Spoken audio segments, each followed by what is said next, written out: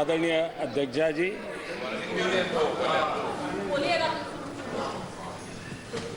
मैं सोच रहा था कि आखिर भूकंप आया क्यों।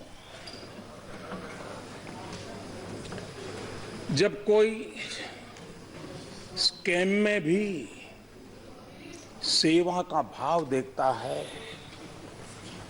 स्कैम में भी नम्रता का भाव देखता है, तो सिर्फ मां नहीं, धरती मां भी दुखी हो जाती है और तब जाकर के भूकंप आता है।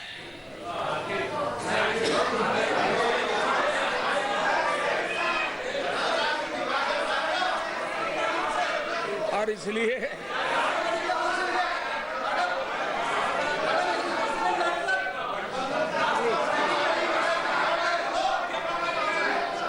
राष्ट्रपति जी ने अपने अभिभाषण में जनशक्ति का ब्यौरा दिया है।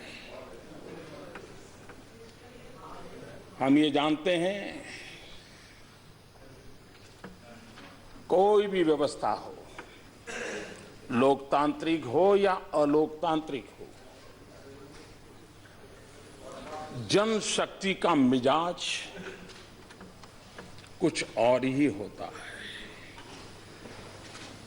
कल हमारे मल्लिकार्जुन जी कह रहे थे कि कांग्रेस की कृपा है कि अब भी लोकतंत्र बचा है और आप प्रधानमंत्री बन पाए। वाह, क्या शेर सुनाया।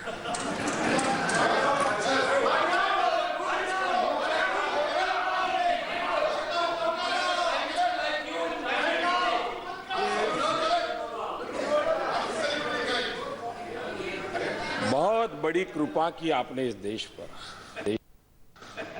लोकतंत्र बचाया। कितने महान लोग हैं। लेकिन अध्यक्षा जी, उस पार्टी के लोकतंत्र को देश भली भांति जानता है। पूरा लोकतंत्र एक परिवार को आहूत कर दिया गया है।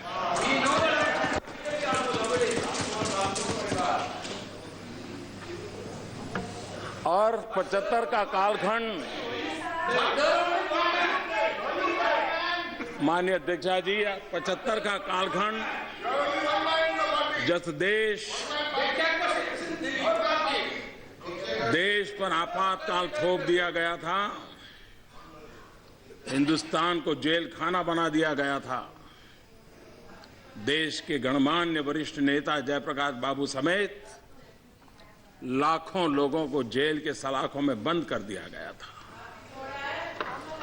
अखबारों पर ताले लगा दिए गए थे और उन्हें अंदाज नहीं था कि जनशक्ति क्या होती है। लोकतंत्र को कुचलने के ढेर सारे प्रयासों के बावजूद भी इस देश की जनशक्ति का सामर्थ्य था कि लोकतंत्र पुनः प्रस्थापित हुआ। और उस जनशक्ति की ताकत है कि गरीब मां का बेटा भी इस देश का प्रधानमंत्री बन सकता है।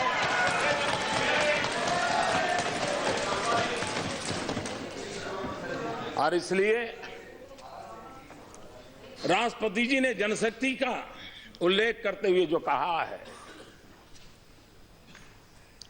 चंपारण सत्याग्रह शताब्दी का वर्ष है। इतिहास सिर्फ किताबों की अटारी में पड़ा रहे तो समाज जीवन को प्रेरणा नहीं देता है।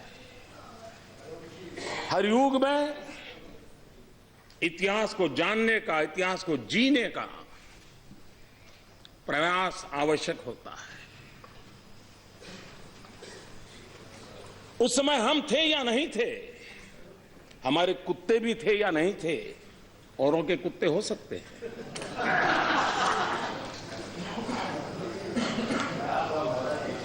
हम कुत्तों वाली परंपरा से पले बड़े नहीं हैं।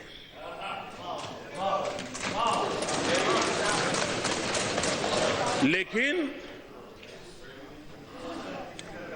देश के कोटि कोटि लोग थे, जब कांग्रेस पार्टी का जन्म भी नहीं हुआ था। 1857 का स्वातंत्र संग्राम इस देश के लोगों ने जान की बाजी लगा करके लड़ा था।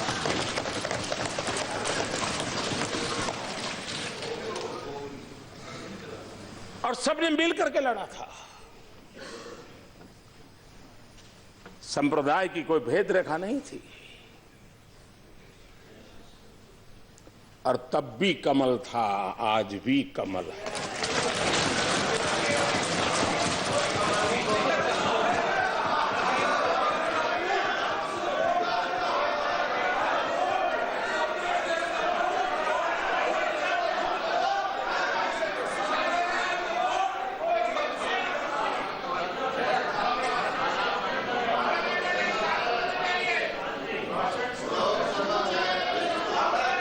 यहां बहुत ऐसे लोग हैं जो मेरी तरह आजादी के बाद पैदा हुए हैं,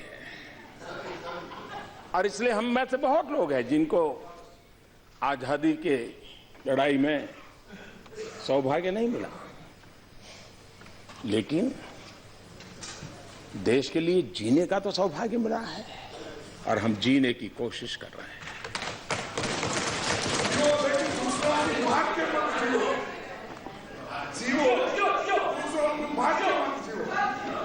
माननीय अध्यक्ष जी,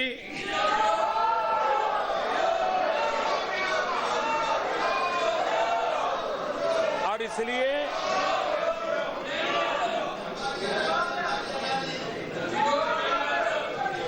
अपार जनशक्ति देश ने दर्शन किए हैं।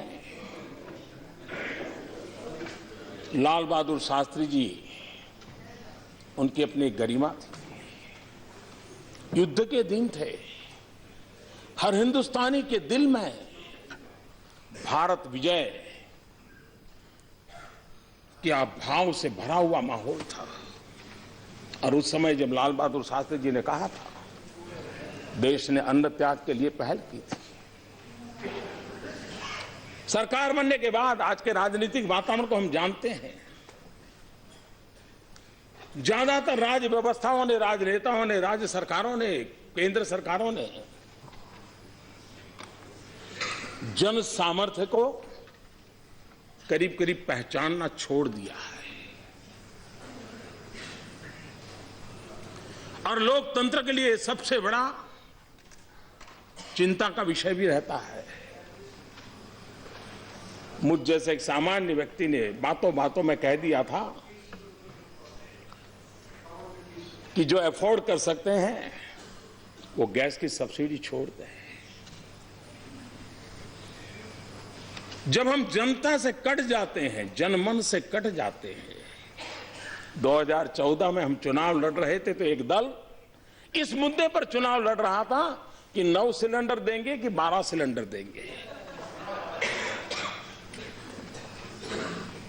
हमने आकर के 9 और 12 की चर्चा को कहां ले गए। हमने कहा जो अफोर्ड कर सकते हैं वो सब्सिडी छोड़ सकते हैं क्या। सिर्फ कहा था। इस देश के 1 करोड़ 20 लाख से ज्यादा लोग गैस सब्सिडी छोड़ने के लिए आगे आए। इस सरकार और वहां बैठे हुए लोगों के गर्व का विषय सीमित नहीं है। ये 125 करोड़ देशवासियों की शक्ति का परिचय है। और मैं इस सदन को प्रार्थना करता हूं, राष्ट्रपति जी के उद्बोधन के माध्यम से प्रार्थना करना चाहता हूं, और देश के राजनीतिक जीवन में निर्णायक की अवस्था में बैठे हुए निर्णय प्रक्रिया के भागीदार सबको आह्वान करता हूं कि हम हमारे देश की जनशक्ति को पहचानें, उस सामर्थ्य को पहचानें।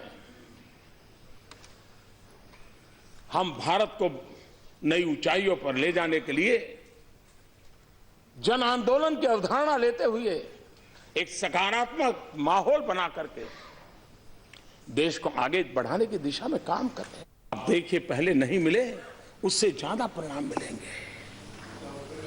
और उसके कारण अनेक गुना ताकत बढ़ जाएगी, देश की बढ़ने वाली है, देश की बढ़ने वाली है।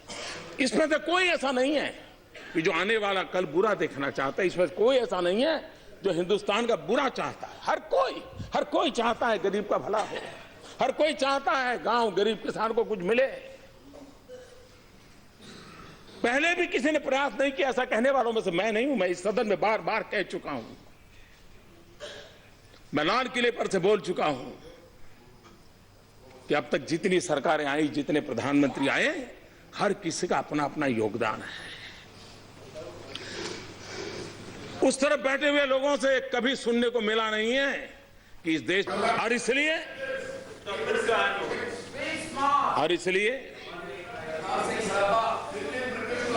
जनशक्ति को जोड़ करके हमारे यहां शास्त्रों में कहा गया है, अमंत्रम अक्षरम नास्ति, नास्ति मूलम अनौषधम, अयोग्य पुरुषो नास्ति, योजक तत्र दुर्लभ।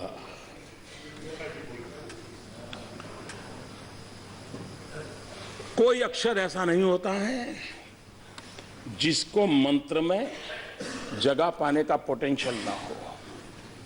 कोई ऐसा मूल नहीं होता है जिसकी औषध में जगह पाने का पोटेंशियल ना हो।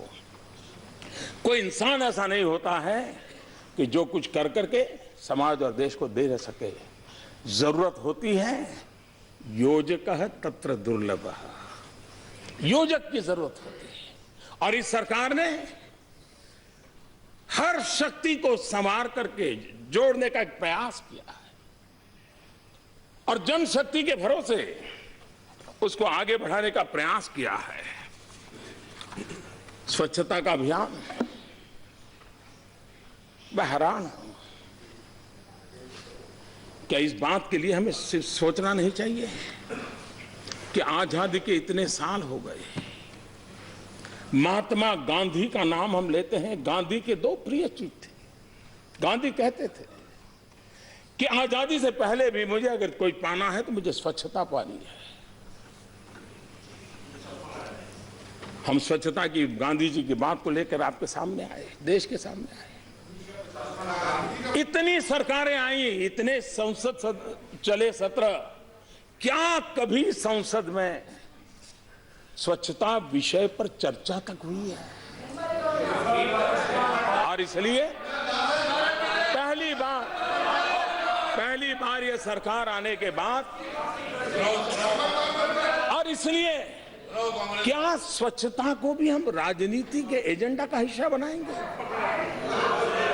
आप में से कौन है जो गंदगी में जीना चाहता है? आपके इलाके में कौन है जो गंदगी चाहता है? आप भी नहीं चाहते हैं, यहां वाले भी नहीं चाहते हैं, यहां वाले भी नहीं चाहते हैं, कोई नहीं चाहता। लेकिन क्या हम मिल करके एक स्वर में समाज को इस पवित्र कार्य से जोड़ने को, गांधी जी के सपने को पूरा करने के लिए आगे नहीं बढ़ सकते?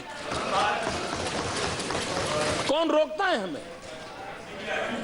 और इसलिए माननीय अध्यक्ष जी, इस अपार जनशक्ति को आगे लेते हुए इस बार एक चर्चा, अब ये तो सही है कि जब राष्ट्रपति जी का उद्बोधन पर चर्चा होती है और बजट भी आया होता है तो बजट की बातें भी आ जाती हैं और राष्ट्रपति जी के उद्बोधन की भी बातें आ जाती हैं। बजट पर चर्चा होगी तब वित्त मंत्री जी विस्तार से उसको कहेंगे। लेकिन एक चर्चा आई है, बजट जल्दी क्यों किया गया? भारत एक कृषि प्रधान देश है। हमारा पूरा आर्थिक कारोबार कृषि पर आधारित है और ज्यादातर कृषि की स्थिति दिवाली तक पता चल जाती है। हमारे देश की एक कठिनाई है कि हम अंग्रेजों विरासत छोड़कर के आए उसको लेकर के चल रहे हैं। हम मई में करीब करीब बजट की प्रक्रिया को से पार निकलते हैं और 1 जून के बाद हिंदुस्तान में बारिश आना शुरू हो जाता है। 3 महीने तक बजट का उपयोग होना असंभव हो जाता है। एक प्रकार से हमारे पास कार्य करने का समय बहुत कम बच जाता है, और जब समय होता है तब आखिरी दिनों की जो पूर्ति करने के लिए हम जानते हैं, हर सरकार जानती है कि दिसंबर से मार्च तक किस प्रकार से बिल कटते हैं और किस प्रकार से रुपये खर्च किए दिखाए जाते हैं। अब ये हमने सोचना चाहिए। अब मैं किसी की आलोचना नहीं करने का, अभी भी किसी को समझ आता है क्या कारण था कि आजादी के कई वर्षों तक बजट शाम को 5 बजे आता था। किसी ने सोचा नहीं, बस 5 बजे चल रहा है। क्यों चल रहा है भाई? 5 बजे इसलिए बजट चलता था कि यूके की पार्लियामेंट के टाइम के हिसाब से हिंदुस्तान में अंग्रेजों के जमाने से शाम को 5 बजे बजट आया। अब हमने उसको ही चालू रखा, और हम बहुत कम लोगों को मालूम होगा, हम घड़ी ऐसे पकड़ते हैं तो इंडियन टाइम है, लेकिन घड़ी ऐसे पकड़ते हैं तो लंदन टाइम है। आपके पास घड़ी है तो देख लीजिए। उसी प्रकार से, हाँ, ये दिखाने के लिए, ताकि कई लोगों को बहुत चीजें समझ नहीं आती, पता नहीं पड़ता।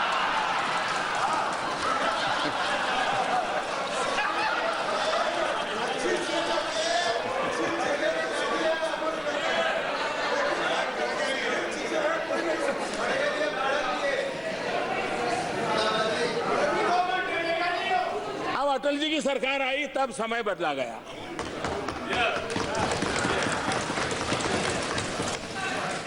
हमारा भी प्रयास है, और जब आपकी सरकार थी तब आप लोगों ने भी बजट के समय के संबंध में कमेटी बनाई थी, उसका विस्तृत रिपोर्ट है, और आप भी चाहते थे कि भाई ये समय बदलना चाहिए, और उन्होंने जो प्रपोजल दी है हमने उसी को पकड़ा है, लेकिन आप लोग नहीं कर पाए क्योंकि आपकी प्रायोरिटी अलग है। आप चाहते नहीं थे, ऐसा नहीं है, लेकिन उस प्रायोरिटी में नंबर कब लगेगा? तो इसलिए जो बातें आपके समय हुई है उन बातों को ये बड़े गर्व से कहना चाहिए, आपको फायदा उठाइए ना। ये तो हमारे समय हुआ था।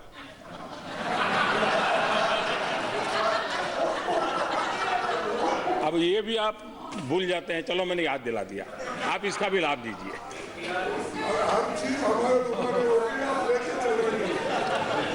रेलवे के संबंध में भी विस्तार से चर्चा जब बजट की होगी, लेकिन एक बात हम समझे कि 90 साल पहले जब रेल बजट आता था तब ट्रांसपोर्टेशन का एक प्रमुख मोड सिर्फ रेलवे था। आज ट्रांसपोर्टेशन एक बहुत बड़ी अनिवार्यता बनी है, और इकलौता रेलवे नहीं है, कई प्रकार के ट्रांसपोर्टेशन के मोड है। जब तक हम कॉम्प्रिहेंसिवली ट्रांसपोर्ट इस विषय को जोड़ करके नहीं चलेंगे तो हम समस्याओं से जूझते रहेंगे, और इसलिए मुख्य धारा में रेलवे व्यवस्था भी रहेगी, उसमें कोई प्राइवेटाइजेशन को कोई तकलीफ नहीं है, उसकी स्वतंत्रता तो को कोई तकलीफ नहीं है, लेकिन सोचने के लिए सरकार एक साथ कॉम्प्रिहेंसिव हर प्रकार के मोड ऑफ ट्रांसपोर्ट को देखना शुरू करे, आवश्यक है। और हमने जब से आए, हमने रेलवे में बजट में बदलाव किया है। आप जानते हैं कि पहले बजट में हमारे गौड़ा जी ने बताया था कि करीब 1500 घोषणाएं हुई थी, और कौन मजबूत है, कौन हाउस में ज्यादा परेशान करता है, उसको ध्यान में रख करके, उसको खुश रख करके एक एक चीज बोली दी जाती थी। वो भी ताली बजा देता था, अपने इलाके में जाके बता देता था ये काम हो गया। हमने देखा साहब 1500 ऐसी चीजें हुई थी जिनका कागज पर ही मोक्ष हो गया था। तो ये ऐसा हम क्यों करते हैं? मैं जानता हूं इससे राजनीतिक दृष्टि से हमें नुकसान होता है, लेकिन किसी ने तो जिम्मा लेना पड़ेगा। देश में जो गलत चीजें डेवलप हो चुकी हैं उसको हम रोकें, और ब्यूरोक्रेसी को सूट करता है जी, ऐसी चीजें उनको सूट करती हैं कि राजनेता ताली बजा दे, वो उनकी गाड़ी चलाते रहे। मुझे नहीं चलानी है जी। देश के सामान्य मानवी की आशा आकांक्षाओं के लिए फैसले लेने हैं, अच्छे फैसले लेने का प्रयास है, अच्छी तरह करने का प्रयास है, और इसलिए हम उस दिशा में आगे बढ़ रहे हैं, हम इसको काम को कर रहे हैं। एक विषय नोटबंदी का आया। पहले दिन से ये सरकार कह रही है हम नोटबंदी पर चर्चा करने के लिए तैयार है, लेकिन आप लोगों को लगता था कि टीवी पर कतार देखते हैं तो कल कभी न कभी कुछ हो जाएगा, फिर देखेंगे। आपको लग रहा था कि इस समय चर्चा करने से शायद मोदी फायदा उठा जाएगा, और इसलिए चर्चा के बजाय आपको टीवी बाइट देने में ही इंटरेस्ट था, इसलिए चर्चा नहीं हुई। अच्छा है, इस बार आपने थोड़ा बहुत स्पर्श किया है, और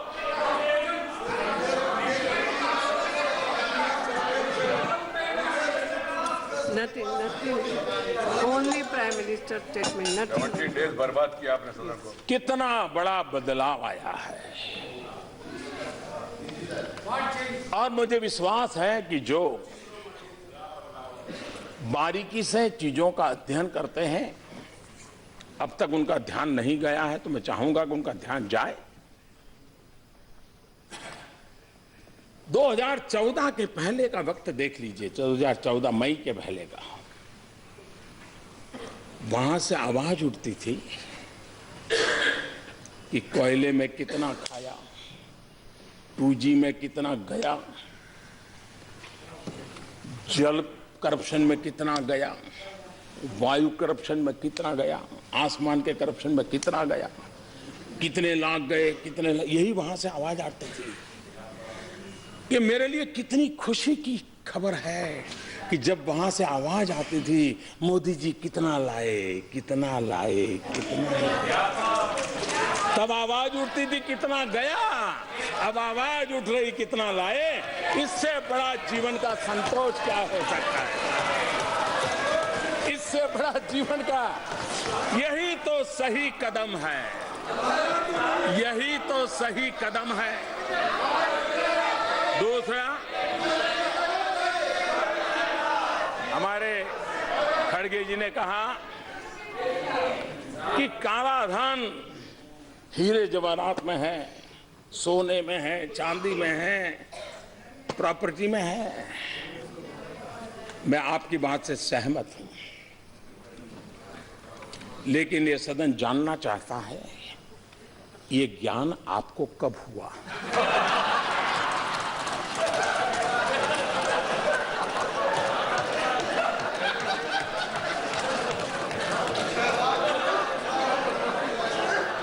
क्योंकि इस बात का कोई इनकार नहीं कर सकता है कि भ्रष्टाचार का प्रारंभ नगद से होता है, उसकी शुरुआत नगद से होती है, परिणाम में प्रॉपर्टी होती है, परिणाम में ज्वेलरी होती है, परिणाम में गोल्ड होता है, शुरुआत नगद से होती है। दूसरा, आपको मालूम है कि यही बुराइयों के केंद्र में है, बेरावी प्रॉपर्टी है, जवाहरात है, गोल्ड है, चांदी है। जरा आप लोग बताइए, 1988 में जब समान राजीव गांधी देश के प्रधानमंत्री थे, पंडित नेहरू से भी ज्यादा बहुमत इस सदन में आपके पास था, दोनों सदन में आपके पास था। पंचायत से पार्लियामेंट तक सब कुछ आपके कब्जे में था, आप ही आप थे, कोई नहीं था। 1988 में आपने बेनामी संपत्ति का कानून बनाया। आपको जो ज्ञान आज हुआ है, क्या कारण था कि 26 साल तक उस कानून को नोटिफाई नहीं किया गया? क्या कारण था उसको दबाव कर? अगर उस समय नोटिफाई किया होता तो जो ज्ञान आज आपको हुआ है, 26 साल पहले की स्थिति थोड़ी ठीक थी, देश बहुत जल्दी साफ सुथरा होने की दिशा में एक काम हो जाता। वो कौन लोग थे जिनको कानून बनने के बाद ज्ञान हुआ कि अब कानून दबाने में फायदा है, वो किस परिवार? आप इससे बच नहीं सकते। आप किसी का नाम दे करके बच नहीं सकते। आपको जवाब देना पड़ेगा देश को। जो ज्ञान आज हुआ है, और ये सरकार है जिसने नोटबंदी से पहले पहला कदम उनके खिलाफ उठाया है, कानून बनाया है। और मैं आज इस सदन के माध्यम से भी देशवासियों को कहना चाहता हूं, आप कितने ही बड़े क्यों न हो, गरीब के हक का आपको लौटाना पड़ेगा।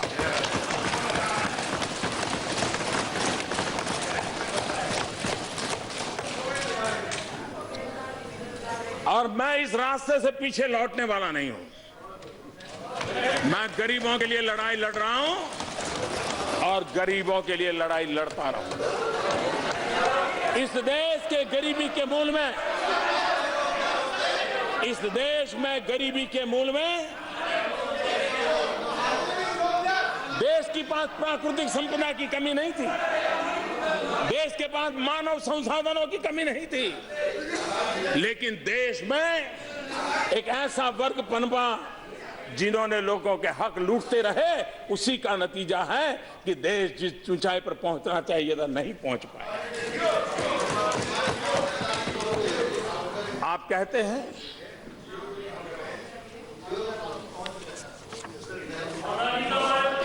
कुछ लोग जियो के बारे में बोलिए। उसकी जिनकी एजेंसी होगी वो बोलेंगे।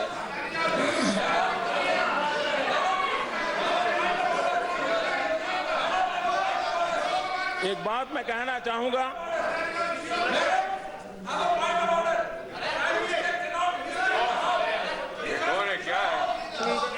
You cannot be disturbing the house like this. Please take your seat. No, you cannot be disturbing like this. Nothing is, आप चिंता मत। हम ये जानते हैं कि अर्थव्यवस्था को Nothing is going on record. Please. इस बात का कोई इनकार नहीं कर सकता है, मत गलत। एक समांतर अर्थव्यवस्था डेवलप हुई थी। और ऐसा नहीं है, ये काम भी आपके संज्ञान में भी पहले भी आया था। ये विषय आप ही की सरकार की, आप ही की कमेटियों ने भी आपको सुझाया था। जब इंदिरा जी राज करती थी तब यशवंतराव जी चौहान ये विषय लेकर के उनके पास गए थे, और तब जाकर के उन्होंने कहा था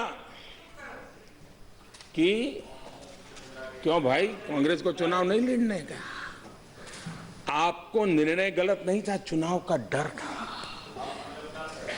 हमें चुनाव की चिंता नहीं है, देश की चिंता है, इसलिए हम निर्णय और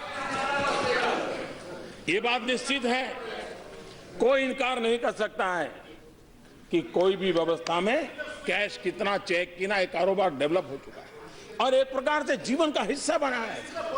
जब तक आप उसको गहरी चोट नहीं लगाओगे तब तक स्थिति से बाहर नहीं आओगे। और इसलिए हमने जो फैसले किए हैं, आपने किस प्रकार से देश चलाया, ऐसा लगता है कि कुछ दलों के दिलो दिमाग में चारवाक का मंत्र उनके जिंदगी में बहुत काम आ गया है। उन्होंने चारवाक के ही मंत्र को लेकर के शायद, और तभी जाकर के कोई अंग्रेजी कवि को उल्लेख करते हुए ये भी कह देते बड़े बड़े व्यक्ति कि मरने के बाद क्या है, क्या देखा है। अभी तो चारवाक का तत्व ज्ञान है। मैं उस सदन में जाऊंगा तब इसका उल्लेख बराबर डिटेल में करूंगा। लेकिन चारवाक कहते थे, यावत जीवेत सुखम जीवेत, ऋणम कृत्वा घृतम पिबेत, भस्मीभूतस्य देहस्य पुनरागमनम कुतः। जब तक जियो मौज करो, जियो, हाँ? जब तक जियो मौज करो। चिंता किस बात की? कर्ज करो और घी पियो। उस जमाने में संस्कार के लिए घी कहा भाई, भगवत मान, नहीं तो और कुछ पीने का कहते हैं।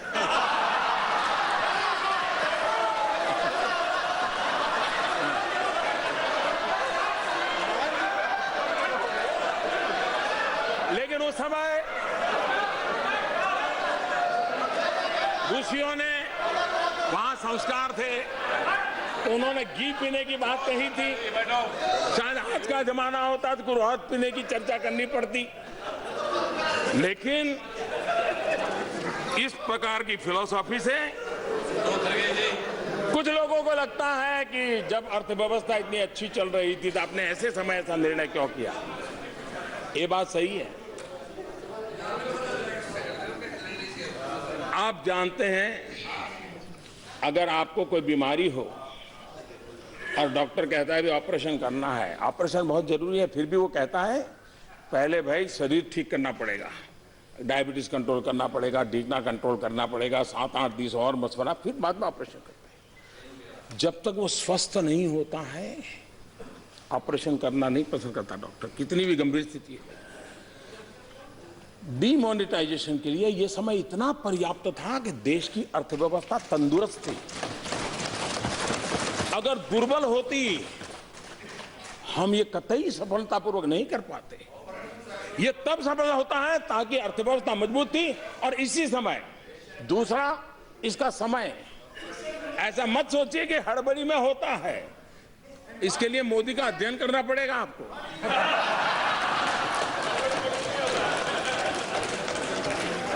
और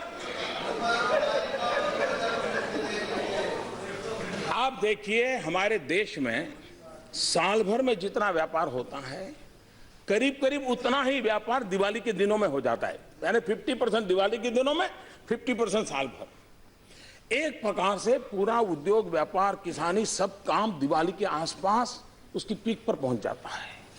उसके बाद नेचुरल लल पीरियड हमारे देश में हमेशा होता है। दिवाली के अलावा दुकानदार भी 15-15 दिन बंद रख करके बाहर चले जाते हैं, लोग अपने आप घूमने।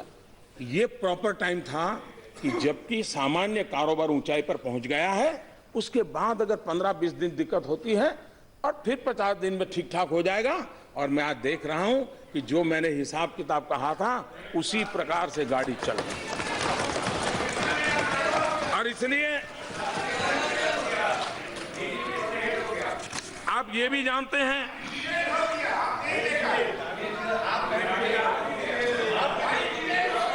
आप ये जानते हैं, एक जमाना था इनकम टैक्स डिपार्टमेंट की मर्जी पर, एक समय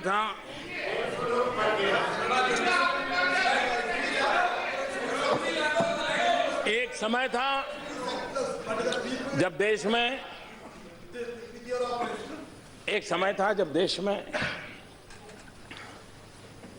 इनकम टैक्स अधिकारी मनमर्जी पड़े वहां जाकर के धमकते थे। और बाकी क्या होता था, पुराना इतिहास को जो दोहराने की जरूरत नहीं है। नोटबंदी के बाद सारी चीजें रिकॉर्ड पर है, कहां से आया, किसने लाया, कहां रखा। अब उसमें से टॉप नामों को टेक्नोलॉजी के द्वारा, डाटा माइनिंग के द्वारा निकाल दिए गए हैं। अब इनकम टैक्स ऑफिसर को कहीं जाना नहीं है, सिर्फ एसएमएस करके पूछना है कि भाई जरा बताइए डिटेल क्या है। आप देखिए, किसी भी प्रकार का अफसरशाही के बिना जिसको भी मुख्य धारा में आना है उसके लिए एक अवसर प्राप्त हो चुका है। और मैं मानता हूं इससे बहुत क्लीन इंडिया, जैसे स्वच्छ भारत का मेरा अभियान चल रहा है, वैसा ही आर्थिक जीवन में स्वच्छ भारत का अभियान भी बहुत तेजी से आगे बढ़ रहा है। और बेनामी संपत्ति का कानून पास हो चुका है, नोटिफाई हो चुका है। और जैसा खड़गे जी ने कहा, वहीं पर सब कुछ है। अच्छा सुझाव आपने दिया है, हम भी कुछ करके दिखाएंगे। और जो भी सुन रहे हैं वो भी समझे और उसके प्रावधान पढ़ लें कि कितना बड़ा कठोर कानून है। जिसके पास भी बेनामी संपत्ति है उनसे मेरा आग्रह है अपने चार्टर्ड अकाउंटेंट से जरा पूछ ले आखिर के प्रावधान क्या है।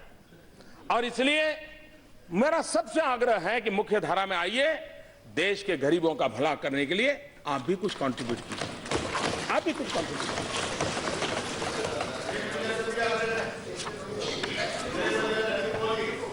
जहां जहां कभी कभी लगता है कि ये निर्णय अचानक हुआ क्या, मैं जरा जानकारी देना चाहता हूं। जिस दिन हमारी सरकार बनी सबसे पहला काम किया कैबिनेट में एसआईटी बनाई। सुप्रीम कोर्ट ने कहा था और लंबे अरसे तक लटका पड़ा था कि विदेश के काले धन के लिए एसआईटी बनाओ, हमने बनाई। सुप्रीम कोर्ट ने कहा था उस प्रकार से बनाई। और सुप्रीम कोर्ट ने क्या कहा था, क्या कहा था? 26 मार्च 2014, since 1947 for 65 years nobody thought of bringing the money stays away in foreign banks to the country. The government has failed in its role for 65 years. This court feels that you have failed in your duty, and so it gives an order for the appointment of the committee headed by former judges of this court. 3 years have passed, but you have not done anything to implement the order. What have you done? Except for filing one report, you have done nothing. ये 24 मार्च 2014 को supreme court ने उस सरकार को कहा है।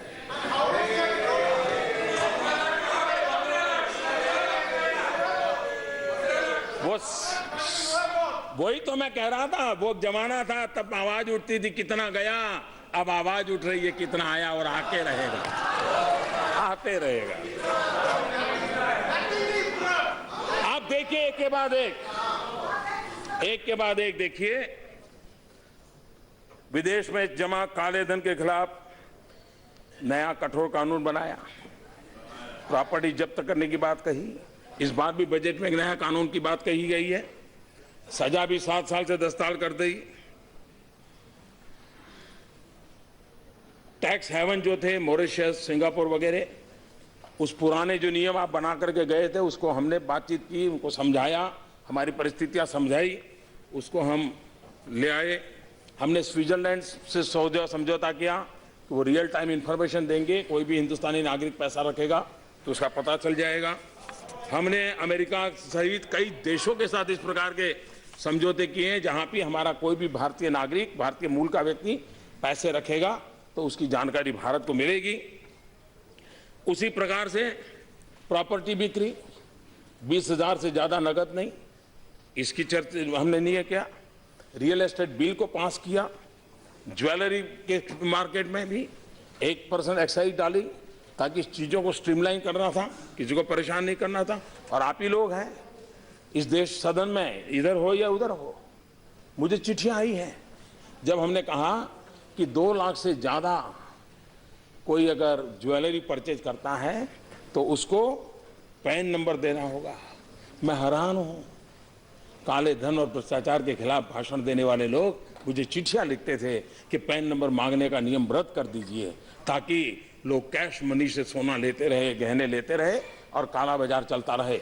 हम टिके रहे, हम उसको करके दिखाया, एक एक कदम उठाया। मैं जानता हूं ये राजनीतिक फायदे के लिए काम कोई ऐसा नहीं कर सकता, वरना तो आप पहले कर लेते। ये कठिनाई है लेकिन देश का भला करने के लिए निर्णय करने थे और गरीबों का भला करना था, इसलिए निर्णय किए।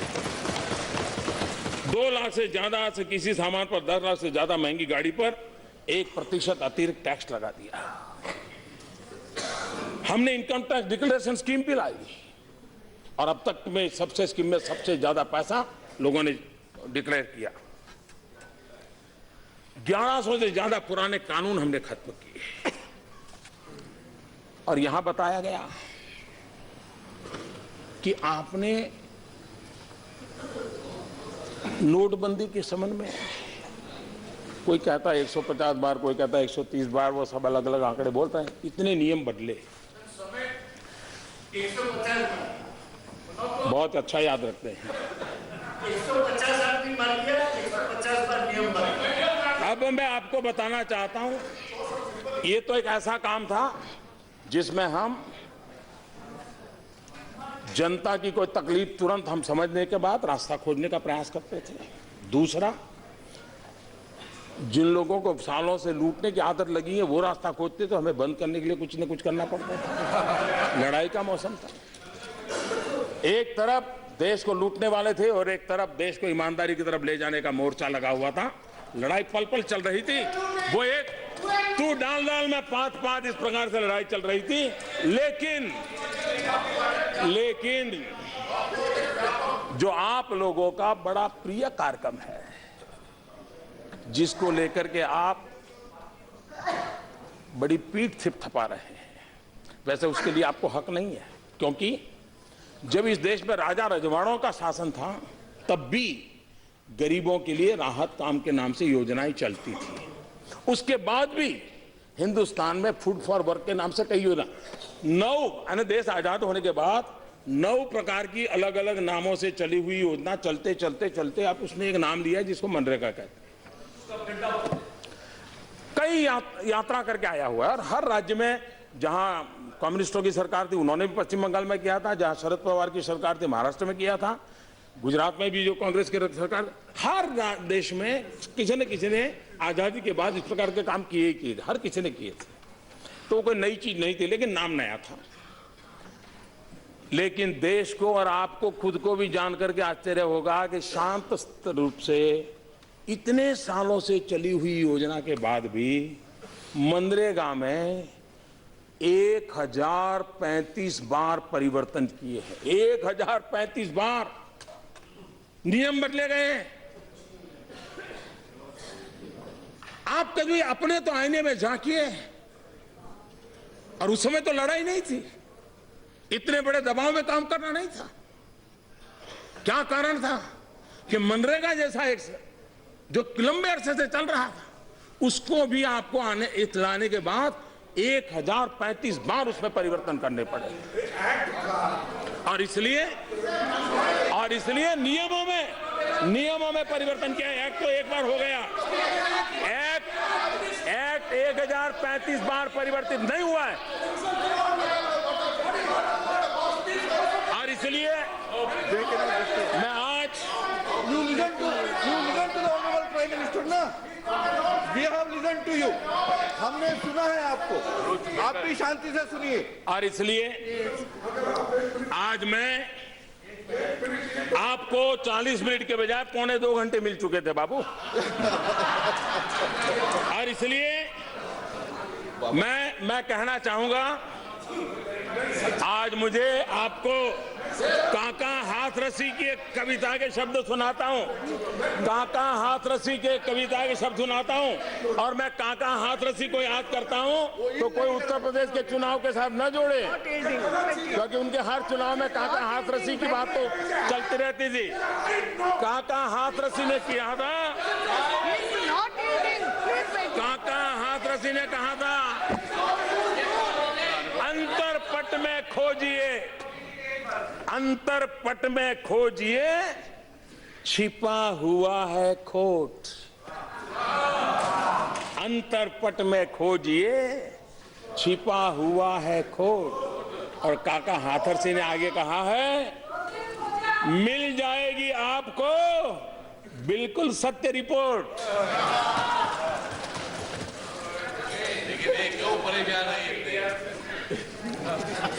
आदरणीय अध्यक्ष जी,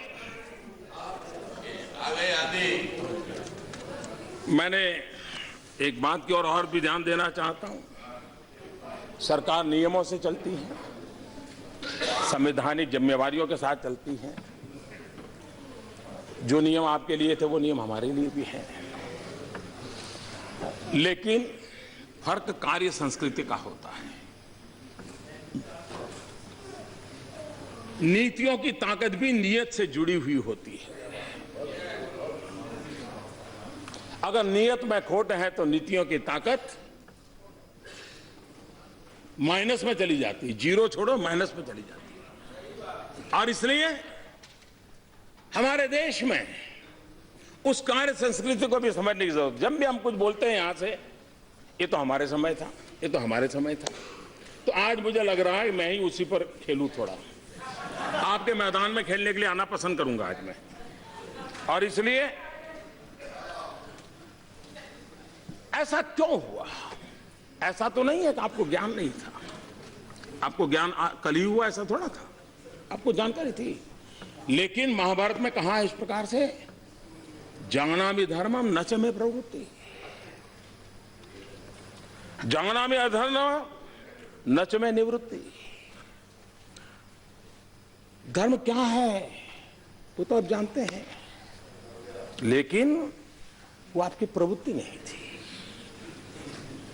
अधर्म क्या है वो भी जानते थे, लेकिन उसे छोड़ने का आपका सामर्थ्य नहीं था। मैं बताता हूं जी, अब मुझे कहिए नेशनल ऑप्टिकल फाइबर नेटवर्क, अगर मैं उसके लिए कुछ भी कहूंगा तो वहां से आवाज उठाई, ये तो हमने शुरू किया था। मैं हमने शुरू किया था उसी से शुरू करना चाहता हूं। अब देखिए, नेशनल ऑप्टिकल फाइबर नेटवर्क 2011 से 14 3 साल सिर्फ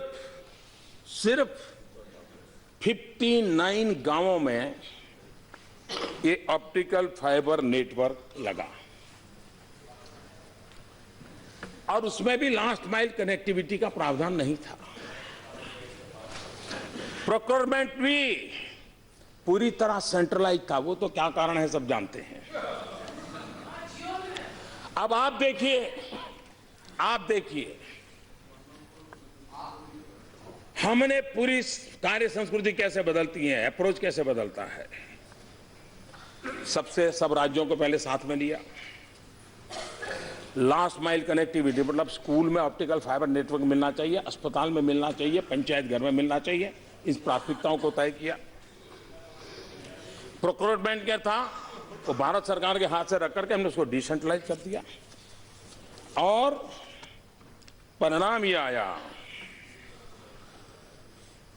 कि इतने कम समय में अब तक 76,000 गांवों में optical fibre network last mile connectivity के साथ पूरा हो गया।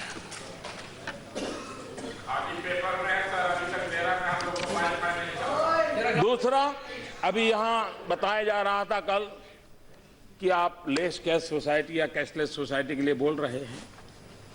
लोगों के पास क्या है, लोगों के पास क्या है, मोबाइल फोन।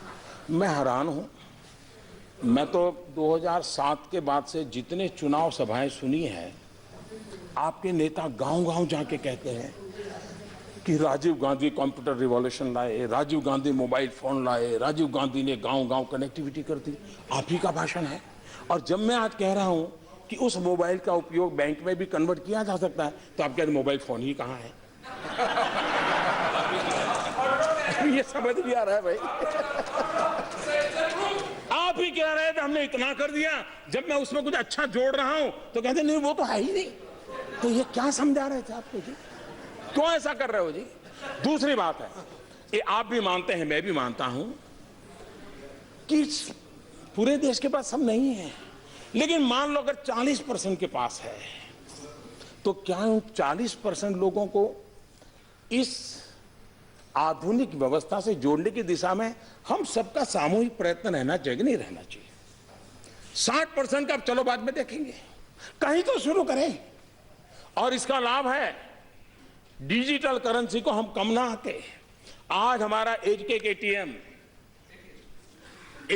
एटीएम उसका संभालने के लिए एवरेज 5 पुलिस वाले लगते हैं। करेंसी को एक जगह से दूसरे ले जाने के लिए सब्जी और दूध के मोबिलाइजेशन के लिए जितना खर्चा होता है, उससे ज्यादा उसके मोबिलाइजेशन से खर्चा होता है। अगर हम इस बातों को समझे तो जो कर सकते हैं, सब नहीं कर पाएंगे हम समझ सकते हैं, लेकिन जो कर सकते हैं उनको करने के लिए प्रोत्साहित करना ये नेतृत्व का काम होता है, किसी भी दल का हो। उससे लोगों का भला होने वाला है। अभी मुझे कोई बता रहा था, एक सब्जी वाले ने शुरू किया, कल ही कोई मुझे रिपोर्ट देके गया। उसको पूछा तेरा क्या फायदा है? बोले साहब पहले क्या होता था, एक तो मेरे ग्राहक परमानेंट थे, सबको मैं जानता था।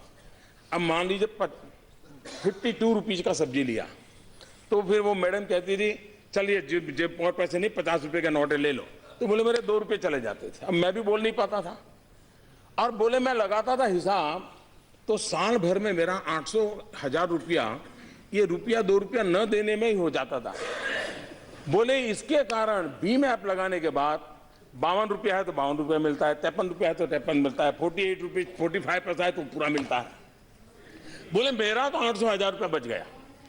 देखिए चीजें कैसे बदलती है। और इसलिए हम कम से कम, आप मोदी का विरोध करें कोई बात नहीं, आपका काम भी है, करना भी चाहिए, लेकिन जो अच्छी चीज है उसको आगे बढ़ाएं।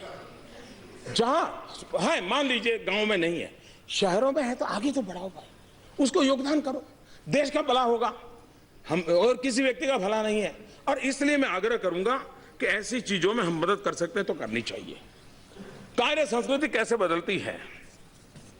अब ये रोड बनाना क्या हमारे आने के बाद हुआ क्या? ये टोडरमल के जमाने से चल रहा है, शेरशाह सूरी के जमाने से चल रहा है। तो ये कहना कि ये तो हमारे जमाने से था, हमारे जमाने से था, अब कहां जाओगे भाई? लेकिन फर्क क्या है? पिछली सरकार में प्रधानमंत्री ग्रामीण सड़क योजना प्रतिदिन 69 किलोमीटर होती थी, हमारे आने के बाद 111 किलोमीटर होती है। ये फर्क। और हमने रोड बनाने में स्पेस टेक्नोलॉजी का उपयोग किया है। स्पेस टेक्नोलॉजी से फोटोग्राफी होती है, मॉनिटरिंग होता है। हमने रेलवे में ड्रोन का उपयोग किया है, फोटोग्राफी करते हैं, काम का हिसाब लेते हैं। कार्य संस्कृति टेक्नोलॉजी की मदद से कैसे बदलाव लाया जा सकता है। आवास योजना, ग्रामीण आवास योजना, राजनीतिक फायदा उठाने के लिए नामों को जोड़ करके उसका जो उपयोग हुआ, लेकिन फिर भी आपके समय में एक साल में 10,83,000 घर बनते थे। इस सरकार में एक वर्ष में 22,27,000 घर बने। 22 lakh. National urban renewal mission एक महीने में 8,017 घर बने। हमारी योजना से 13,530 घर बने। रेलवे, पहले ब्रॉड गेज रेलवे का कमीशनिंग एक साल में 1,500 किलोमीटर हुआ करता था। पिछले साल ये बढ़कर के 1,500 किलोमीटर से सामने 3,000 किलोमीटर, डबल। और हम 3,500 किलोमीटर तक। और इसलिए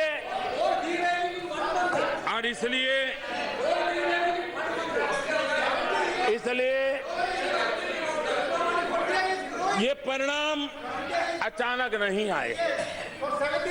योजनाबद्ध तरीके से हर पल हर चीज का मॉनिटर करते करते यही लोग, यही कानून, यही मुलाजिम, यही फाइल, यही माहौल, उसके बाद भी बदलाव लाने में हम तेज गति से आगे बढ़ रहे हैं। और ये अचानक नहीं होता है, इसके लिए पुरुषार्थ करना पड़ता है। और इसलिए हमारे शास्त्रों में कहा गया है, उद्यमेन ही सिद्धंति कार्याणि न मनोरथै। उद्यमेन ही सिद्धंति कार्याणि न मनोरथै, न ही सुप्तस्य सिंहस्य प्रविशन्ति मुखे मुगा। उद्यम से ही कार्य सिद्ध होते हैं, ना कि मनोरथों से। सोए हुए सिंह के मुख में हिरण आकर से प्रवेश नहीं करता है, उसको भी शिकार करना पड़ता है।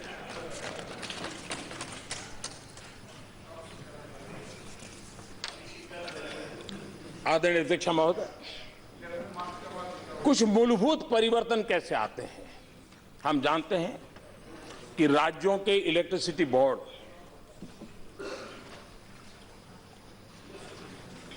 उन राज्यों के इलेक्ट्रिसिटी बोर्ड डिस्कॉम सारे राज्य संकट में हैं। कभी तो हिंदुस्तान में लाल किले पर से इसकी चिंता की गई थी एक प्रधानमंत्री के द्वारा, इतनी हद तक ये हालत बिगड़ी हुई थी। पिछले 2 साल में बिजली उत्पादन में क्षमता बढ़ी, कन्वेंशनल एनर्जी उसको जोड़ा गया, ट्रांसमिशन लाइन उसको बढ़ाया गया, सोलर एनर्जी को जोड़ लाया गया। 2014 में 2700 मेगावाट थे, आज हम उसको 9100 मेगावाट पहुंचा दिए हैं। सबसे बड़ी बात, डिस्कॉम योजना के कारण, उदय योजना के तहत राज्यों को उस योजना जब वो सफल कर पाएंगे, करीब करीब 1,60,00,000 से ज्यादा रकम राज्यों की तिजोरी में बचने वाली है। और राज्यों के साथ जोड़ करके अगर भारत सरकार ने 1,60,00,000 की घोषणा कर दी होती तो चारों तरफ कहते कि वाह, मोदी सरकार ने इतना पैसा दिया। हमने योजना ऐसी बनाई कि राज्यों के खजाने में 1,60,000 करोड़ रुपया डिस्कॉम के द्वारा, उदय योजना के द्वारा बचत होने वाली है, जो उनके लिए विकास के काम आने वाली है। और ऊर्जा क्षेत्र का जो बोझ है, उस बोझ से वो बचने वाले हैं। कोयला, आप जानते हैं कोयला जहां से निकलता था उसके नजदीक नहीं दिया जाता था, दूर दूर से दिया। क्यों? तो बोले रेलवे को थोड़ा कमाई हो जाए। हमने कहा कमाल हो भाई, रेलवे की कमाई के लिए इतना सारा भोगते। हमने रेशनलाइज कर दिया, जहां नजदीक है उसी को कोयला वहां से मिले, कोयले का खर्चा हो, उस दिशा में प्रयास किया। और उसके कारण करीब करीब कोयले में 1300 करोड़ रुपया ट्रांसपोर्टेशन खर्च कम हुआ है।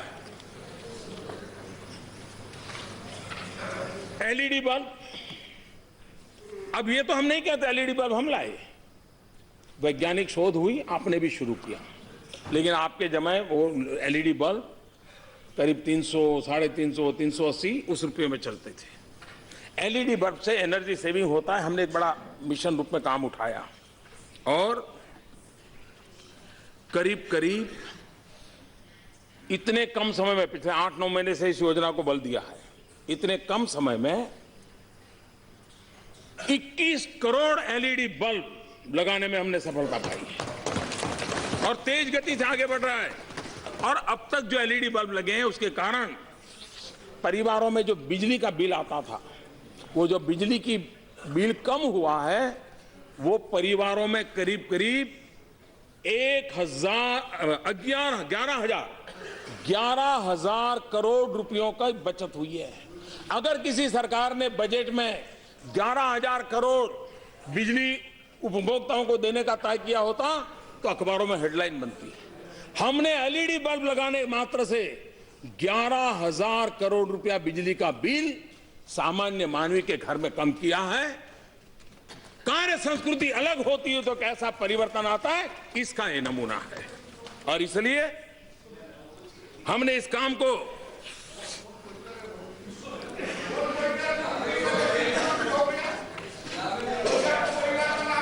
यहां पर हमारे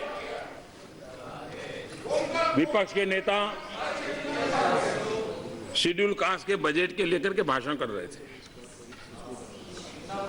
लेकिन बड़ी चतुराई पूर्वक 13-14 के आंकड़ों को उन्होंने बोलना अच्छा नहीं माना, खुद का लगाते थे।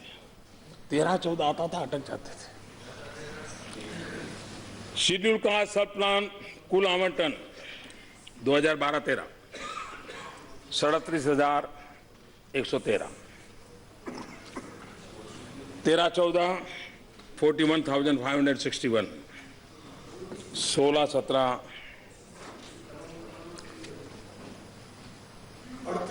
38,833, 16-17 40,920, 33.7% increase, 33.7% increase. और इस साल के बजट में 52,393, 52,393, और इसलिए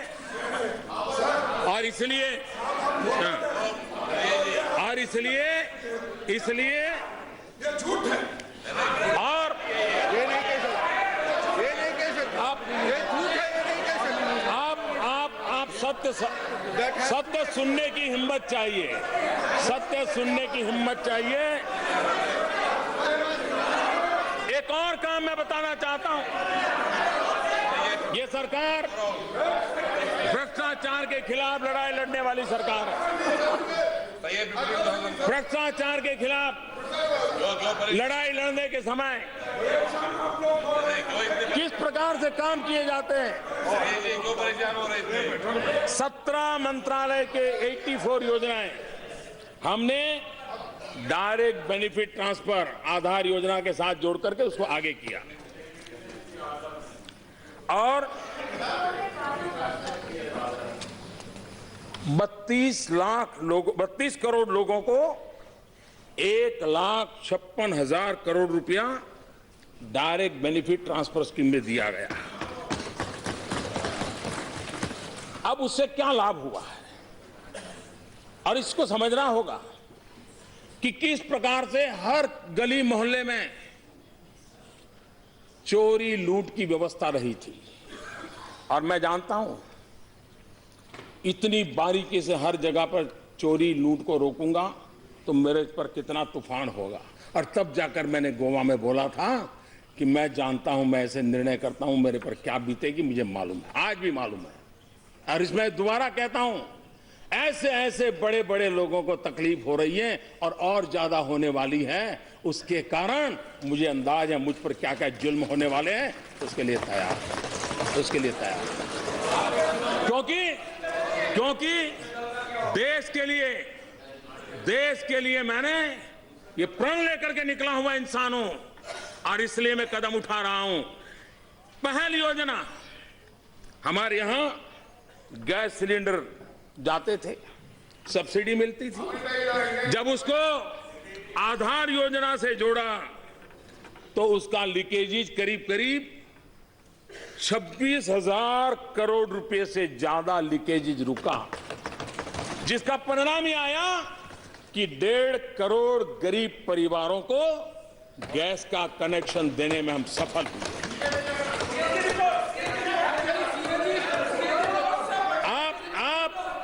आप जरा अध्ययन कर लीजिए, आप अध्ययन कर।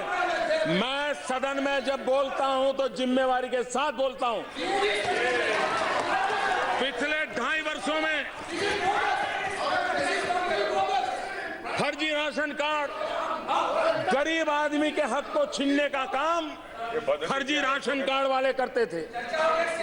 गरीब को जो मिलना चाहिए उसको बिचौलिए अपने यहां फर्जी राशन कार्ड के थप्पे रखते थे और माल चुरा लेते थे और काले बाजारी में बेचते थे। जब से हमने टेक्नोलॉजी का उपयोग किया, आधार का उपयोग किया, करीब 4 करोड़ 3 करोड़ 95 लाख करीब 4 करोड़ फर्जी राशन कार्ड पकड़े गए। उससे करीब 14,000 करोड़ ये इतनी रकम बिचौलियों मार खाते थे, गरीब के हक का मार खाते थे, वो मुख्य धारा में आया और गरीबों की तरफ बढ़ गया। मनरेगा में आधार से पेमेंट दिया जाता है, डायरेक्ट ट्रांसफर पैसा होता है, करीब 94% सक्सेस मिली है।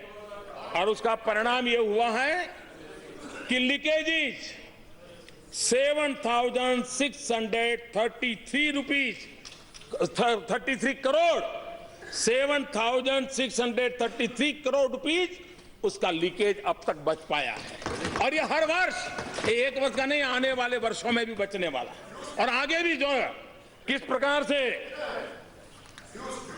National social assistance programme NSAP करीब 400 करोड़ रुपया, जिसका कोई लेनदार नहीं मिल रहा है लेकिन पैसे जाते थे। कुछ तो ऐसी चीजें पाई गई, जिस बेटी का जन्म नहीं हुआ वो बेटी विधवा भी हो गई और खजाने से धन भी जा रहा है। इन सब को रोकने की कार्य संस्कृति को लेकर के हम चले हैं। स्कॉलरशिप, ऐसे कई चीजें हैं। एक मोटा मोटा अंदाज लगाता हूं, 1 वर्ष में, और ये हर वर्ष, अभी तो मैं कह रहा हूं शुरुआत है, 49,500 करोड़ रुपीस ये बिचौलियों के पास जाते हुए रुक गए। आप कल्पना कर सकते हैं, करीब 50,000 करोड़ रुपया जो गरीबों के हक का था वो बिचौलिए खा जाते थे, करप्शन के नाम पर, लूट के नाम पर। उनको रोकने का काम, उसके लिए एक बड़ी हिम्मत लगती है, करके दिखाया है। आदरणीय अध्यक्ष जी, मैं कार्य संस्कृति का एक उदाहरण भी देना चाहता हूं।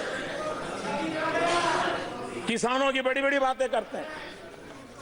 हर वर्ष राज्यों के मुख्यमंत्री भारत सरकार को इस बात की चिट्ठी लिखते थे कि हमें यूरिया मिलना चाहिए, यूरिया। मैं भी जब मुख्यमंत्री था लिखता रहता था, और यूरिया पाने में बहुत बड़ी दिक्कत होती थी। मैं आज बड़े संतोष के साथ कहता हूं, पिछले 2 साल से किसी मुख्यमंत्री को यूरिया के लिए चिट्ठी नहीं लिखनी पड़ी। कहीं यूरिया के लिए कतार नहीं लगी है, कहीं यूरिया के लिए लाठीचार्ज नहीं हुआ है। लेकिन ये बात हम भूले नहीं, पुराने अखबार निकाल दीजिए, किसानों को यूरिया पाने के लिए कितनी तकलीफ होती है। अब मुझे बताइए, नीम कोटिंग इसका ज्ञान सिर्फ हम ही को है क्या आपको नहीं था क्या? आपको था। आपने 5 अक्टूबर 2007 यूरिया नीम कोटिंग की चर्चा आपके ग्रुप ऑफ मिनिस्टर के द्वारा प्रिंसिपली अप्रूव हुई। 5 अक्टूबर 2007 से लेकर के क्या हुआ, करीब 6 साल। एक तो आपने कैप लगाई 35%, उससे ज्यादा नहीं नीम कोटिंग करना। आप 100% नहीं करते तब तो उसका कोई लाभ ही नहीं होता है, क्योंकि यूरिया चोरी होता है, कारखानों में चला जाता है, किसान के नाम पर सब्सिडी के बिल कटते हैं, लेकिन किसान को लाभ नहीं मिलता था। यूरिया का दूसरा दुरुपयोग होता था सिंथेटिक मिल्क बनाने में, और उसके कारण गरीब बच्चों की जिंदगी के साथ खेला जाता था। यूरिया को 100% नीम कोटिंग किया। आपने निर्णय किया था 6 साल में आपने सिर्फ 35% का कैप लगाने बाद 35% भी नहीं पहुंच पाए, सिर्फ 20% नीम कोटिंग किया। हमने आकर के इस बात को हाथ में लिया, और 188 देश, आपका 6 साल मेरा 6 महीना, हिंदुस्तान में 100% यूरिया नीम कोटिंग कर दिया।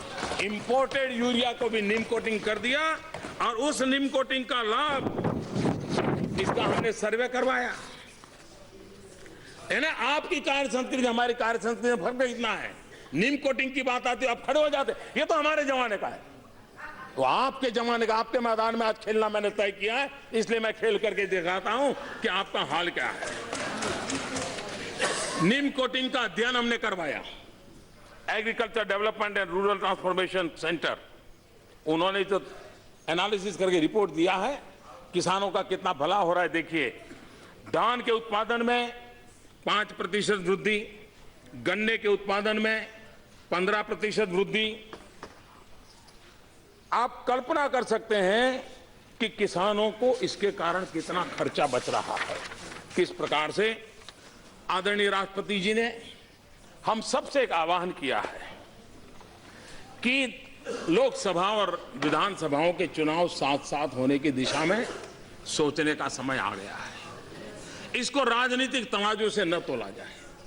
तत्कालीन हर किसी को थोड़ा बहुत नुकसान होगा, हर किसी को थोड़ा बहुत होगा, लेकिन इस विषय पर गंभीरता से सोचने की आवश्यकता है। आज हर वर्ष 5-7 राज्यों में चुनाव होते ही रहते हैं।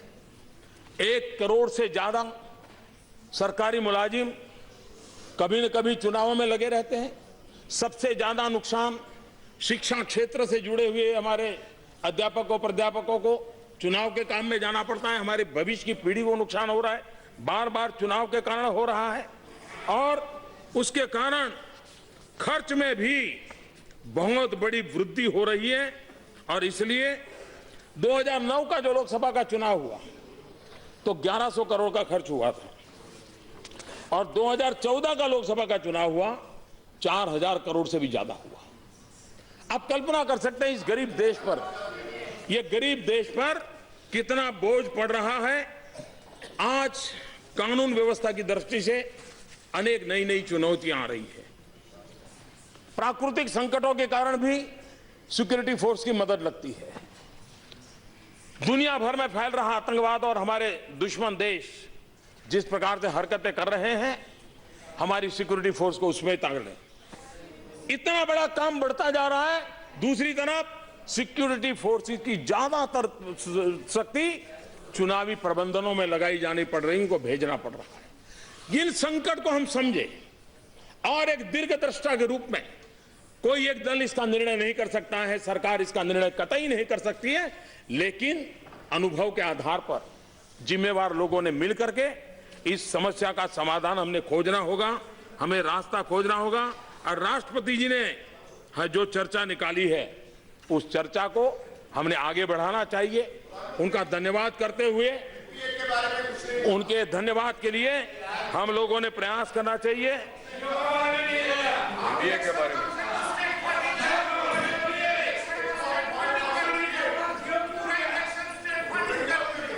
आदरणीय अध्यक्षा जी,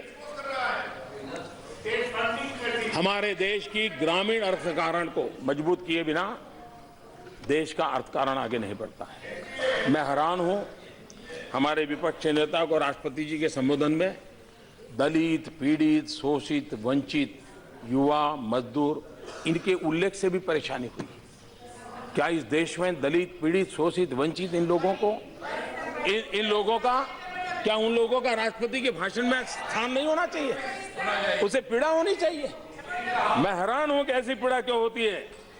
हमने कृषि सिंचाई योजना पर बल दिया क्योंकि मैं मानता हूं, अब आप देखिए मनरेगा में कैसा मूलभूत परिवर्तन आया।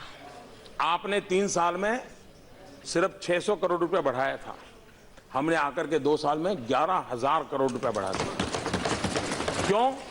हमने उसमें स्पेस टेक्नोलॉजी का उपयोग किया है, हमने उसके अंदर जियो टैगिंग का व्यवस्था की है, और हमने बल दिया है कि तालाब पर बल दिया जाएगा कि सिंचाई, ये सबसे बड़ी बात है।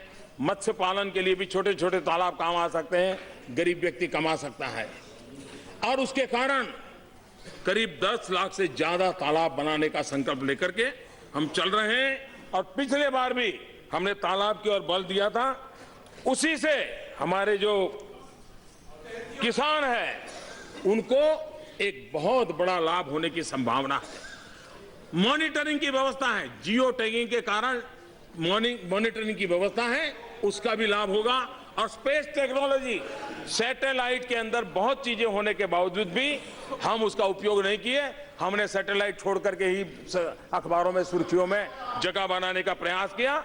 ये सरकार है जिसने लगातार भरपूर प्रयास किया है और उसको भी आगे बढ़ाने के लिए काम करें। प्रधानमंत्री फसल बीमा योजना पहले भी थी, लेकिन फसल बीमा लेने के लिए किसान तैयार नहीं था। फसल बीमा पहले भी थी, लेकिन किसान के हकों की रक्षा नहीं होती थी। मैं चाहूंगा, हम सब सार्वजनिक जीवन में काम करने वाले लोग हैं, राजनीतिक दल के सिवाय भी समाज के प्रति हमारी जिम्मेवारी है। इस सदन के सभी लोग प्रधानमंत्री फसल बीमा योजना का अध्ययन करें और हमारे इलाके के किसानों को कैसे मदद मिल सकती है इसका फायदा पहुंचाए।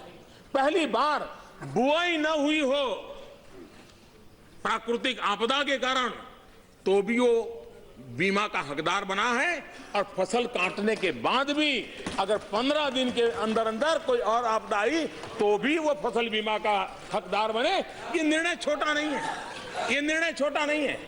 और इसलिए ये हम सबका दायित्व बनता है कि हम हमारे किसानों को ये जो लाभ मिला है उस लाभ को हम पहुंचाए।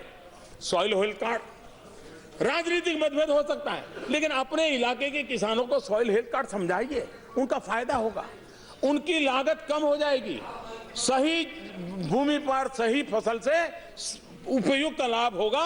ये सीधा सीधा विज्ञान है, उसमें राजनीति करने की कोई जरूरत नहीं है। इसको हमने आगे बढ़ाना चाहिए और उसमें मैं तो चाहूंगा छोटे छोटे एंटरप्रेन्योर आगे आए, खुद अपनी प्राइवेट लैब बनाएं और वे खुद सर्टिफाइड लैब के द्वारा धीरे धीरे गांवों में भी एक नए रोजगार का क्षेत्र भी खुले, उस दिशा में हमने काम करना चाहिए।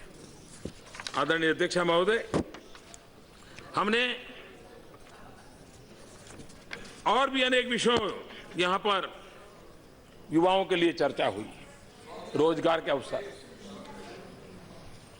मुद्रा योजना से करीब करीब 2 करोड़ से ज्यादा लोगों को बिना कोई गारंटी जो धन दिया गया है, या तो वो खुद अपने पैरों पर खड़ा हुआ है या पहले से था तो एक अधिक व्यक्ति को रोजगार देने के लिए वो ताकत आई है। हम लोगों की यही सोच रही, जब तक हम देश में रोजगार के अवसर नहीं बढ़ाएंगे, हमारी नीतियां वो होनी चाहिए कि हर जगह पे उसके रोजगार की संभावनाएं बढ़े, और हमने उस नीति को अपनाया, स्किल डेवलपमेंट पे बल दिया है और उसका लाभ है कि हमारे यहां कृषि क्षेत्र, अब प्रधानमंत्री कृषि सिंचाई योजना, ये प्रधानमंत्री कृषि सिंचाई योजना जब लागू कर रहे हैं तो उस काम में रोजगार लोगों को मिलेगा कि नहीं मिलेगा। हम लोगों को ऊर्जा गंगा की योजना के साथ पूर्वी भारत को गैस पाइपलाइन से जोड़ने की दिशा में बड़ा अभियान चलाया है। सैकड़ों किलोमीटर का गैस पाइपलाइन लगने वाला है। क्या नौजवान को रोजगार की संभावना उसमें पड़ी है कि नहीं पड़ी है? और इसलिए विकास का वो दिशा हो जिसमें नौजवानों को रोजगार मिले। हमने अभी टेक्सटाइल में, जूतों के क्षेत्र में अनेक इनिशिएटिव लिए हैं, जिसके कारण अनेक लोगों को नए रोजगार और नए नए क्षेत्रों में रोजगार की इसकी संभावना हुई है। देश के छोटे उद्योगों को बढ़ावा देना बहुत जरूरी है। इस बजट में भी बहुत महत्वपूर्ण फैसले किए हैं और छोटे छोटे उद्योगों को जितना बल मिलेगा उसके कारण हमारे देश में रोजगार की संभावनाएं बढ़ेगी। जीरो डिफेक्ट, जीरो इफेक्ट, ये अगर हमारा प्रोडक्शन का क्राइटेरिया रखे तो हम दुनिया के मार्केट को भी कैप्चर कर सकते हैं और हमारे छोटे उद्योगकारों की एक्सपोर्ट करने की ताकत होती है। बड़े बड़े उद्योगकारों को छोटे छोटे पुर्जे लगते हैं, वो छोटे छोटे कारखानों से मिलते हैं और बहुत बड़ा इंजीनियरिंग की दुनिया में हम मिरेकल कर सकते हैं। और इसलिए सरकार ने और अभी बजट में जो योजना लाए हैं नए बजट में, उसका लाभ 96% उद्योगकारों को मिलने वाला है। 96%। 4% जो बड़े लोग हैं वो बाहर रह गए, लेकिन 50 करोड़ से कम वाले करीब 96% है, उन सबको फायदा मिल रहा है और बहुत बड़ा फायदा मिल रहा है। उसके कारण रोजगार के लिए बहुत बड़ी संभावनाएं बढ़ने वाली है। यहां पर सर्जिकल स्ट्राइक, मैं हैरान हूं। अपने सीने पर हाथ रख करके पूछिए, सर्जिकल स्ट्राइक के पहले 24 घंटे राजनेताओं ने कैसे कैसे बयान दिए थे, कैसी भाषा का प्रयोग किया था, लेकिन जब देखा कि देश का मिजाज अलग है, उनको अपनी भाषा बदलनी पड़ी। और मैं आपसे आग्रह करता हूं, यह बहुत बड़ा निर्णय था और इस निर्णय को कोई मुझे पूछता नहीं है। नोटबंदी में तो पूछता है कि मोदी जी सीक्रेट क्यों रखा, कैबिनेट को नहीं बताया, ऐसा कुछ। कैबिनेट को भी नहीं बताया, बोले कैबिनेट को भी नहीं बताया। सर्जिकल स्ट्राइक के संबंध में कोई नहीं पूछ रहा है। भाइयों बहनों, हमारे देश की सेना उसके जितने गुणगान करे, हमारी देश की सेना का जितना गुणगान करे उतना कम है। और इतने बड़े फलक में इतनी सफल सर्जिकल स्ट्राइक की है। क्यों डिस्टर्ब कर रहे हैं? सर्जिकल स्ट्राइक आपको परेशान कर रही है, मैं जानता हूं। सर्जिकल स्ट्राइक आपको परेशान कर रही है और इसलिए सर्जिकल स्ट्राइक आपकी मुसीबत ये है कि पब्लिक में जाके बोल नहीं पाते हो, अंदर पीड़ा अनुभव कर रहे हो, ये आपकी मुसीबत है। लेकिन आप मान के चलिए, ये देश हमारी सेना इस राष्ट्र की रक्षा के लिए पूरी सामर्थ्यवान है, पूरी शक्तिवान है। आदरणीय अध्यक्ष महोदय, Yes, please. मुझे विश्वास है कि हम इस सदन में संवाद हो, नए नए शोध हो, नए नए विचारों को रखा जाए, क्योंकि हम लोग तो ज्ञान के पुजारी हैं, विचारों का स्वागत करने वाले लोग हैं। जितने नए विचार मिलेंगे, किसी भी दिशा में से विचार आए, जरूरी नहीं है कि विचार इसी दिशा में आए, इसी दिशा में विचार आए, उत्तम विचारों का स्वागत है। क्योंकि हमें सबने मिलकर के, अल्टीमेट हम सबका उद्देश्य है हमारे देश को आगे बढ़ाना। अल्टीमेटली हम सबका उद्देश्य है देश को बुराइयों से मुक्त कराना। अल्टीमेटली हमारा उद्देश्य है कि इस देश को नई ऊंचाइयों पर ले जाना। और विश्व के अंदर एक अवसर आया है, ऐसे अवसर बहुत कम आते हैं। आज की जो विश्व की अवस्था है उसमें भारत के लिए एक अवसर आया है। इस अवसर का अगर हम फायदा उठाएं और एक स्वर से, एक ताकत के साथ हम दुनिया के सामने प्रस्तुत होंगे, मुझे विश्वास है विश्व में भी जो सपना देख करके हमारे पूर्वज चले थे उसको हम पूरा कर सकते हैं। आदरणीय अध्यक्ष महोदय, आपने मुझे समय दिया, सदन ने मुझे सुना, इसके लिए मैं आपका आभारी हूं। और मैं फिर एक बार आदरणीय राष्ट्रपति जी को हृदय से अभिनंदन करते हुए मेरी बात को विराम देता हूं। बहुत बहुत धन्यवाद।